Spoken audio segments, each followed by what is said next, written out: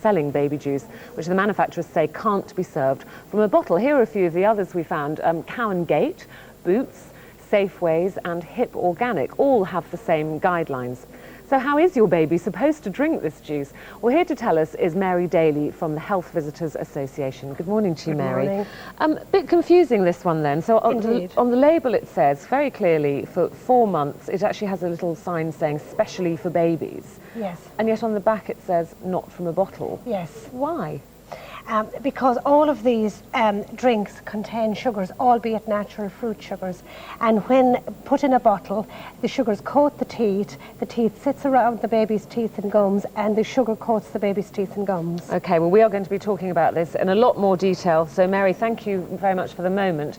Now, we spoke to the Infant and Dietetic Foods Association, who represent the manufacturers. Now, they recognise that the recommendation that baby juices shouldn't be served from a bottle may not be realistic. They say this is the ideal from a dental health point of view, but it's recognised that there may be some practical difficulties in following this advice for the young infant. Now, as we said, Mary will be back after the break with some useful advice on safely feeding your child these baby juices. Now, if you've come across a similar problem, then do give us a call, won't you? 0500 500 334.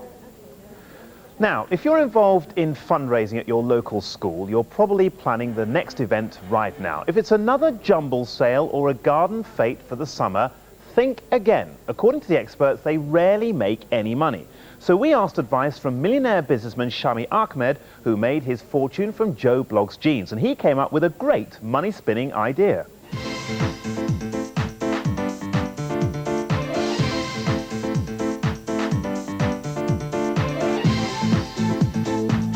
Ooh, school fashions, more on school fundraising in about 15 minutes. Lots to look forward to. Stay with BBC One. We'll be back in 5 minutes' time.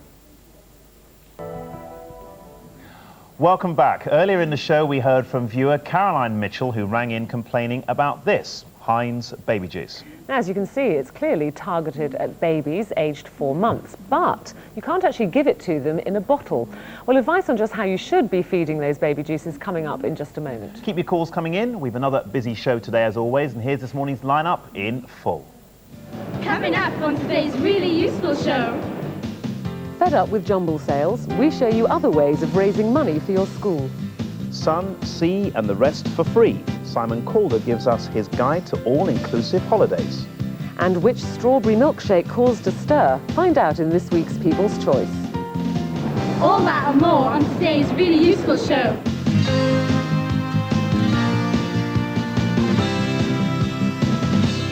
A lot to get through this morning, but first back to baby juice. Now, before the break, we were looking at baby juices like these.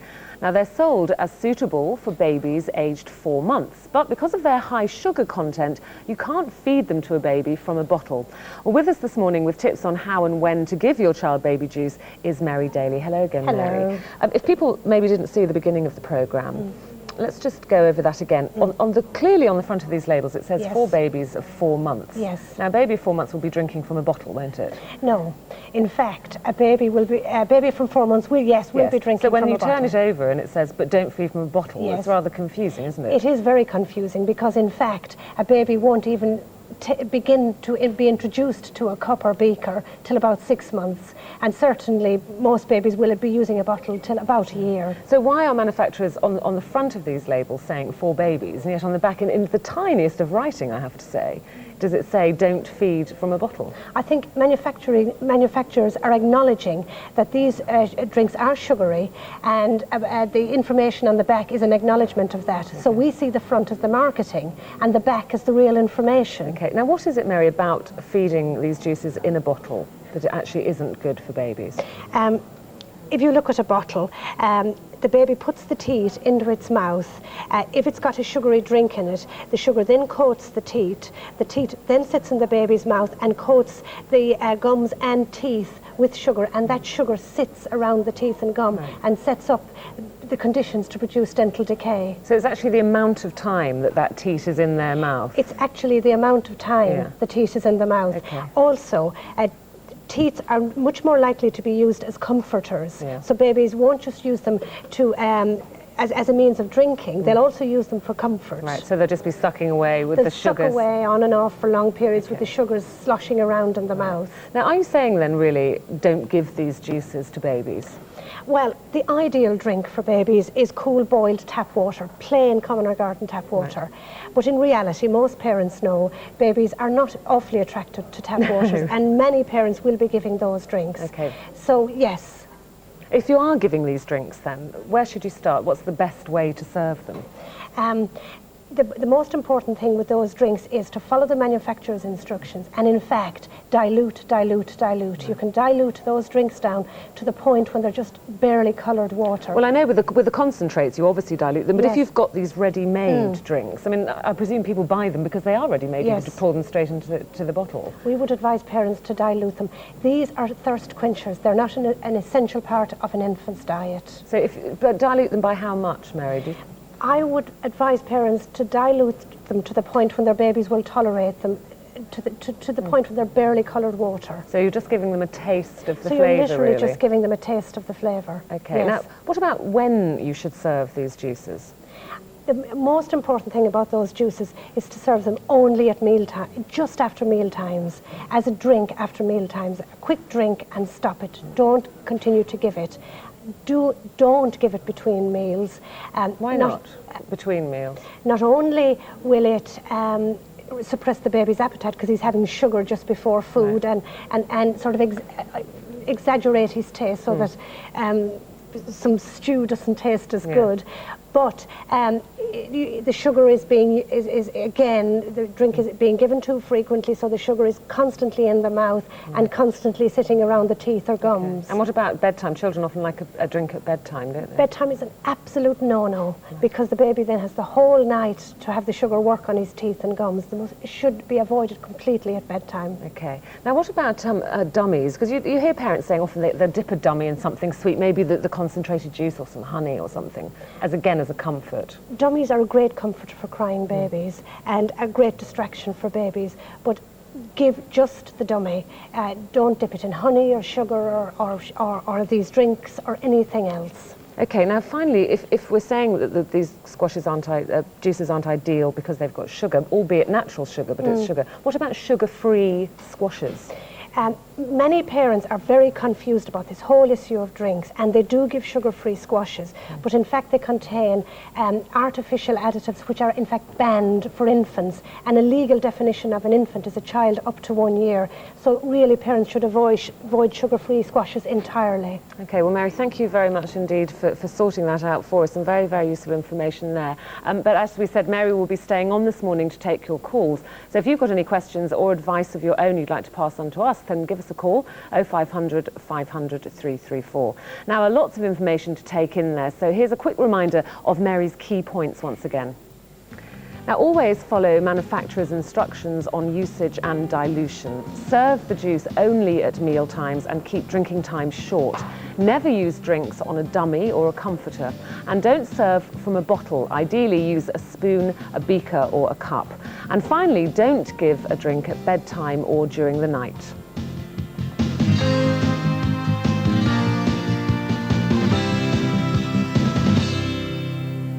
Now, there's probably not a school in the country which doesn't get involved in some kind of fundraising. They certainly do it at the school where my two go to. Almost all of us have at some time done a sponsored walk or gone to a school jumble sale or a school summer fair. Haven't we? And all that. Sponsored walk. I did one of those across the bridges of London when I was at school. You were a bit tired after A few years ago that was. Now, according to the experts, events like these can end up costing more to set up than they actually help to raise. Well, Raisbury Combined School in Berkshire is one school which has taken a more business-like approach to fundraising, as Charlotte Smith discovered. I'm standing under the flight path to the world's busiest airport. This roof is seen by thousands of passengers on hundreds of aeroplanes every week. Now, its owners want to make it a bit more interesting to look at and much more profitable. They've sold this as advertising space, a nice little earner for some nice little people.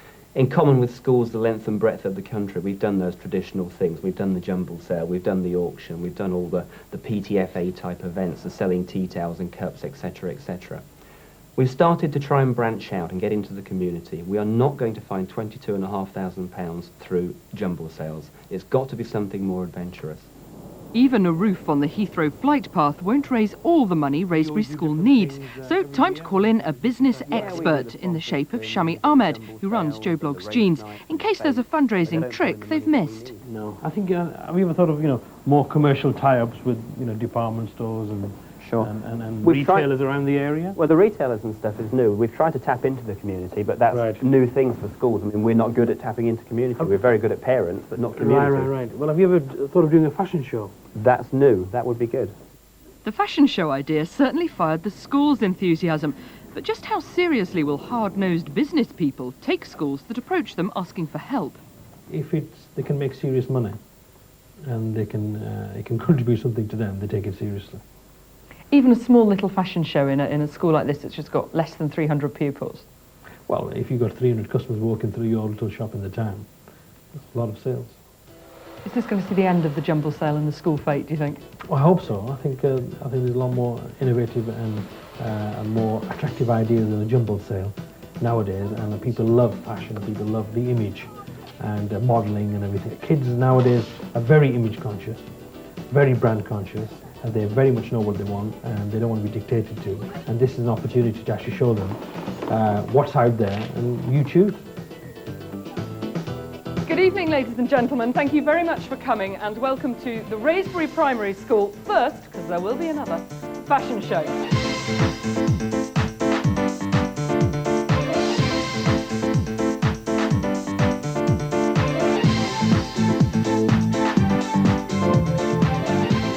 Today, what we're going to see is the spring season. You could do at least 4 a year because they have a mid-season range. It can become a big attraction, and the kids love it. It's great fun. The parents love it. They want to see what their kids look good in. 4 fashion shows a year means a lot of work, so start early and make sure you get sponsorship. If a business can't offer cash, see if they can help out in kind and think like a business person. And as long as the sponsor can see an achievement, or they can see some return in whatever way that may be. Not only the clothing field, but in any field. I mean, there must be a lot of ways around the target and the captured audience that the school has. It's got to be valuable to somebody. It's just finding that person. Think about the sort of help you'll need. There's a lot of effort involved. And if you don't sort out a sponsor, you won't make any more money than the traditional jumble sale. Boy, some smart kids there, Good grief, I thought I was in Milan or somewhere. Good stuff there.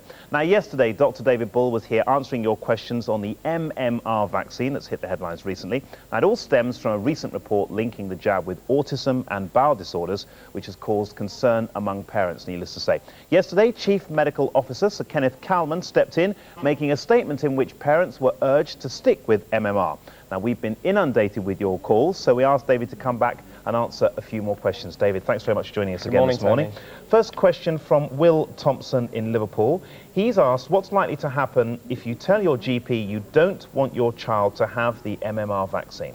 What I was saying yesterday was it's your decision. You have to decide whether you want your child vaccinated. But if you have decided that you don't want to have the vaccination, then the GP will probably ask you to sign a disclaimer. And the reason for that is if the child goes on to get measles or mumps or rubella, then they'll look back through the notes and say, well, why didn't they have the vaccination? And then they'll say, well, it's because the parent decided not to. So that's probably what will happen. OK, thanks so much for your question, Will. Also, a question from Karen Bartlett from Middlesex, David. She said her son is 15 months old and she isn't having him vaccinated. She says she's going to use homeopathic treatments to boost his immune system instead. What are your thoughts about that? Well, I'm a great believer in homeopathy in its right place, and it's great. It sort of makes the body fit and ready to fight disease. But you mustn't confuse that with the fact that homeopathy does not prevent you getting measles, mumps and rubella. It offers no protection, and homeopathic practitioners will tell you the same. OK, so used in conjunction with, but not instead of. Absolutely right. All right, OK. Also a call from Jackie in Middlesex. Good morning to you, Jackie. She wants to know whether you can get single doses of the vaccines that we were talking about yesterday from doctors, but on a private basis? And how much is it likely to cost? Good question, because in fact the single doses just don't seem to be available. The company that makes them, called Pasteur Merier, say there are no more doses available. That's it, private, you can't health, get it doesn't matter. for love nor money. And the reason for that is the Department of Health yesterday in the statement said there is no evidence to support the separate doses suggestion. So they're not asking the company to make any more. There won't probably be any more till June, so you probably can't get hold of it at all. All right, okay. And Carol Spinks from Lincolnshire. Carol wants to know if it's true that children can experience rubella-like symptoms after having an MMR injection. Well, absolutely, because the thing is, the vaccination is tiny bits of the virus that you give to the child so that they make their own antibodies to it, so that you're ready to fight it later on. So the side effects to the vaccination are normally a fever, a mild fever, a slight rash, glands being slightly swollen, and you can get watery eyes as well. And that's all normal, and it means the body is fighting the infection, making the antibodies, and ready to fight the real thing. All right, David, thanks very much indeed. Lots of useful information there, as always, from our Dr. David Bull. Keep the calls coming in, and don't forget, have a look on CFAX for more information, as always, and it's page 625. Now, our travel expert Simon Calder will be with us in just a moment with some useful information for anyone considering going on an all-inclusive holiday. So don't go away, and that's not all we've got for you. Still to come on today's really useful show. Which is the coolest milkshake in town? Find out in this week's People's Choice.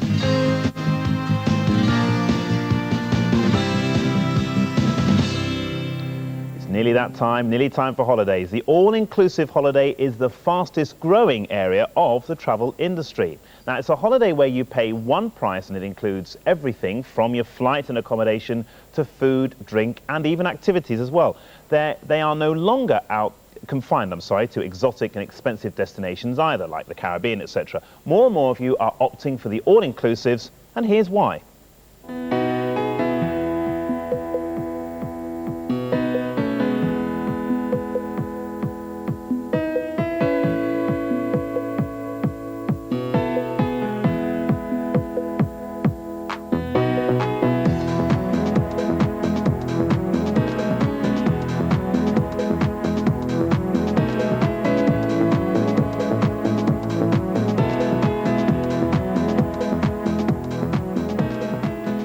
Some awesome figures there. £7 billion spent on all-inclusive. So is an all-inclusive the right option for you, though? Well, with us is Simon Calder, as always, to give us lots of useful information. Simon, good morning to you. Good morning, Tony. All-inclusive, but what exactly does it mean? What exactly do you get? Very good question. All-inclusive doesn't necessarily mean that everything's included. What you should get, of course, breakfast, lunch, dinner, a lot of snacks, ice cream anytime you want them, a lot of water sports, but not if they involve motors. And you have to be careful. If you're thinking about what you might be drinking, then they carefully say it's selected locally produced wines and beers. What does that mean? Well, quite. Sometimes it might be all right, but sometimes it might not. And if you fancy one of those exotic Mexican lagers and you don't happen to be in Mexico, you've got to pay cash for that. Right, okay. So who really benefits from an all-inclusive vacation? Okay, well, families do. If you need to budget and you want to put your money up front and you want to know that, if necessary, you don't need to spend an extra penny on your holiday, then it's great to get that sort of peace of mind. Right, I have a friend who did it last year and said he had a great time. Yeah, well, it does work out well for some people. If you're a sporty type, you just want to be playing tennis or out on a windsurfer all day from dawn till dusk, that's great. People who really like them, of course, are the travel agents, because they get an extra 10% on all the money you're spending on food, drink, activities and so on. But what about, and who wouldn't benefit from a holiday? Well, I think you need to decide if you really want to be confined to this complex, because of course you're cut off literally by barbed wire often from the host community. But if you like going to travel to places to find different cultures, different people, actually see some different scenery, then it's not going to be the ideal thing for you. And you really need to sort of decide what you want for a holiday. If you just want to flop for a fortnight, that's great. If you want to get out and about, I wouldn't advise it. Don't go all-inclusive. Okay, well, on the phone now is Michelle Atkinson, and she's one of our Consumer 100. Now, she went on an all-inclusive holiday to Benidorm in Spain last May, but was rather disappointed with the whole experience. Good morning to you, Michelle. Hello. Tell us a little bit about what happened to you. Oh, well, it was absolutely awful. Oh, really? Yeah, the service was terrible in any sense, and you had to queue for about half an hour for drinks, which was the norm. What did you expected to get, Michelle? When you booked all-inclusive, what had they told you, right, this is what you will get? Yeah, well, we thought it was going to be all food, snacks, ice cream for the kids, whatever they wanted it, and entertainment. And it was basically that, but you just had to either queue for it, or like the ice cream was never really there, and when it was extremely uncontaminable because of the runniness of it. Okay, now, so did you end up actually spending more money as a result of going on an all-inclusive when you thought you would save? Well, yes, because the service was so bad, we ended up going out most nights and days, and we spent about £300 more than what we anticipated spending. Good grief. So, I mean, thinking about it now, is it something you would consider again? I very much doubt it. All right, Michelle, thanks very much indeed. Well, that's Michelle's story there. A bit of a horror story from Michelle there. I mean, that's not necessarily typical, but I mean, that does happen. It does raise some fairly common problems because, of course, there's no incentive for the hotel to give you particularly good service, particularly good food, because they're not getting anything extra from it. The waiter, for example, might not sort of want to put too much into it because you're not going to tip him because you've already paid.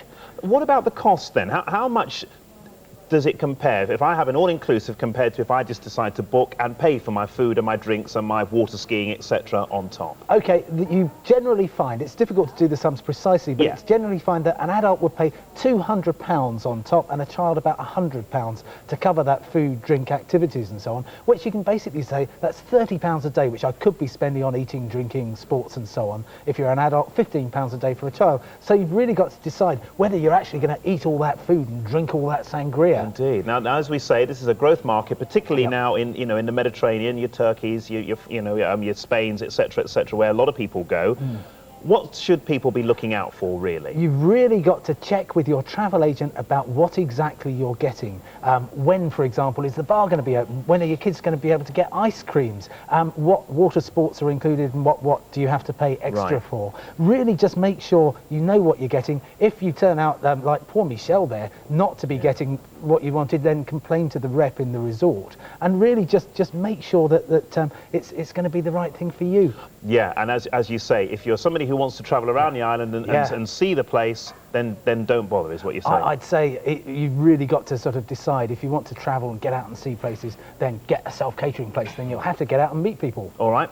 Simon, thanks very much indeed. Now, if you have any holiday stories, good or bad, then we want to hear from you, particularly if it's an all-inclusive holiday that you've been on. Now, if you can't get through on the phone, then you could email us, and the address is useful@bbc.co.uk. That's useful@bbc.co.uk. Now, earlier in the programme, we were looking at baby juices like these. Now, they're sold as suitable for babies aged 4 months, but because of their high sugar content, you shouldn't feed them to a baby from a bottle. Now, lots of you have called in with your comments and questions. Mary has stayed with us this morning to take a look through your calls. I think we've touched a bit of a chord out there this morning, Mary, haven't we? I think so. A lot of very confused parents. But Corinne Connor rang from Tyne and Wear. Good morning, Corinne. Actually, with a tip, really. She said since her babies have been born, she's been giving them unsweetened natural herbal teas, which I thought sounded quite a good idea. They also contain, they're also sugary. Are they? And contain sugar and should be used in exactly the same way and treated in exactly the same way as the fruit juices. So not wrong to give them, but dilute them again? Dilute them and after meals. So even if it says unsweetened, there's something in there? Children won't take those drinks unless they're sweetened. Right. That's the principle. Okay, well thank you for that, Corinne. But nice idea, sort of herbal. Yes, and the jury's out on herbal drinks at the moment. Okay. Lindy Dykes from Mansfield. Hello, Lindy. She says she's got an 11-week-old son who has the juice from a bottle, and she says that's with full permission from the her health service inspector. Is this right? She said. Well, she certainly, her baby's 11 weeks old. Her baby needs all the energy it gets either from her breast milk or from the formula milk she's giving her baby. And her first choice should be her formula milk. And if her baby is thirsty, cool boiled water, or again, the very dilute fruit juices. And again, not giving it between feeds because it may distort her baby's feeding pattern. She's saying that's her health service inspector's told her that that's fine. So I'm sure you don't want to talk about your colleagues, so I won't make you do that. Okay.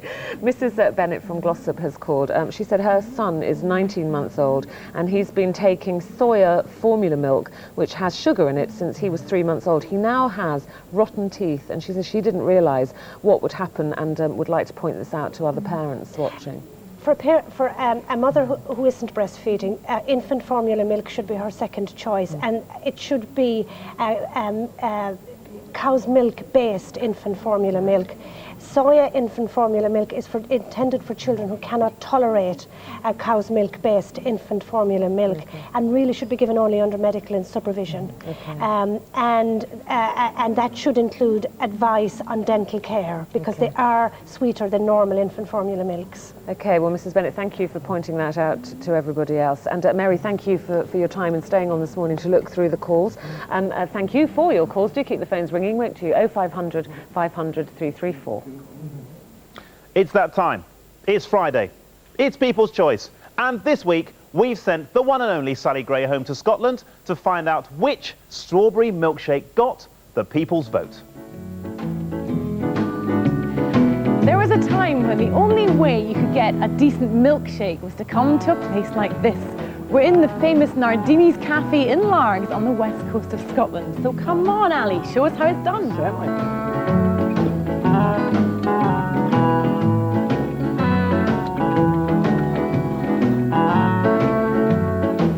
Well, nowadays luxury milk drinks are available on the supermarket shelves and in lots of different flavours. And today we're looking at 4 different brands. They're all long life, and we'll be finding out which one makes the people of Largs shake, rattle and roll. Okay, here are the big 4 in question. First up, it's Nesquik strawberry flavoured drink at 39 pence in this small, easy to use carton. And then from Asda, Cool It, great packaging, is their strawberry flavoured milk drink, also 39 pence. And then there's Gulp, which is a great name. Their strawberry flavoured low-fat milk drink at 55 pence. That's the most expensive out of the 4. And last but not least, from Safeway, their strawberry flavoured sterilised skim milk drink at 45 pence. In case you haven't noticed, they're all strawberry flavoured drinks, but which one's got the edge? Let's get tasting.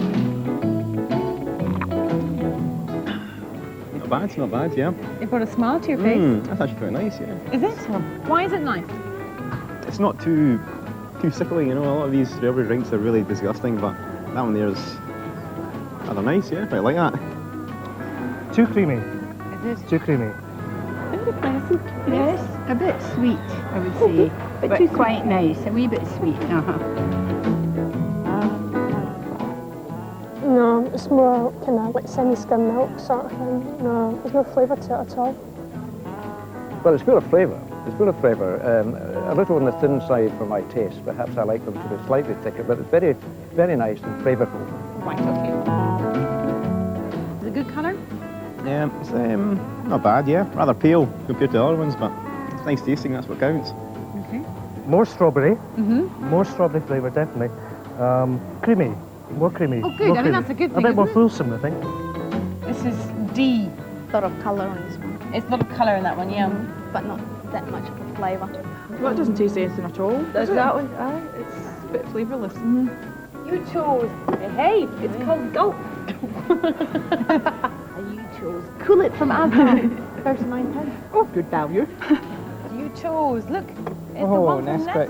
Nesquik. Very nice. Take that home with me? No, you don't get to take it home. You can make as many as you want to drink them here. Now, I bet you're all dying to know which one of our long life strawberry flavoured milk drinks came out on top. Well, I can tell you this. The results were a little bit shaky. In joint second place, it was Gulp and Nesquik, which means this week's People's Choice is from Asda, Cool It at 39 pence. They said it had a pleasant strawberry flavour with a good milk consistency. If you ask me, Cool It milked it for all it's worth. That's it for me. I'll see you again next week for another People's Choice.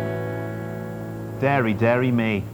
Sorry, I thought that was spent all morning thinking of I that. didn't. I just thought of it then, actually. I thought it was quite good. You go first, come on. Oh, shall I go first? Okay, well, thank you for all your calls. A lot of calls about the baby juice story that we've been talking about this morning.